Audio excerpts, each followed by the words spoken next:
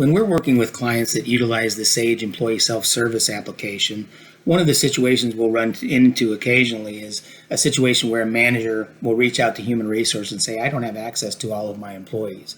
For whatever reason, this employee is missing and I can't see their information. So we're logged in here as Veronica Bell, and Veronica here in her little dashboard widgets sees 5 direct reports. Now she can confirm that if she goes to her manager section and pulls up maybe the employee profile. We can see again here are the direct reports, and we see here that Anna Gordon has someone reporting to her, which would be an indirect report for Veronica Bell. Now you can drill down as far as you've got your system set up to do that.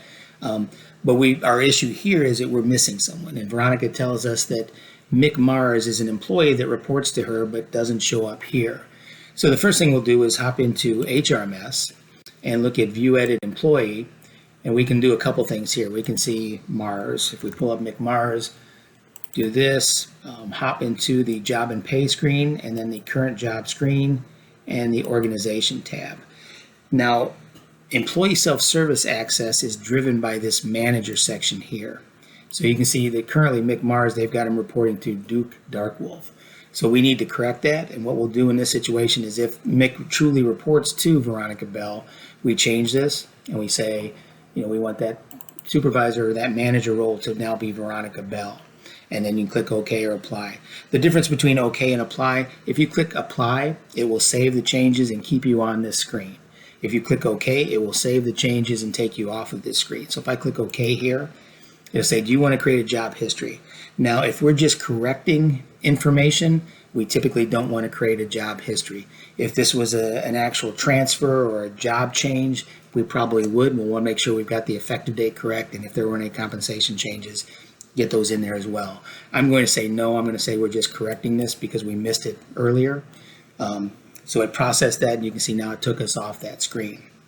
One way to verify this is if we go back to this View Edit Employee screen and Advanced Find, we can do a couple things here. We can see more options, and then we can search by manager over here to make sure this took. So if I look at Veronica Bell, now I've got Mick Mars here, and I've got 6 direct reports for Veronica Bell. If I come back into ESS, log off, and then log back in as Veronica Bell, now go to the Employee Self-Service, Manager, Employees, and Employee Profile, and there's Mick Mars. So we've got that corrected. So that was an easy solution there. In the database, the employee was reporting to the wrong supervisor. Now we have run into situations like this, where if we come into HRMS when we're troubleshooting this, we look at this and go to that Job and Pay, Current Job, Organization tab, and it says that Mick Mars is reporting to Veronica Bell, but Mick still isn't showing up in that self-service application for her.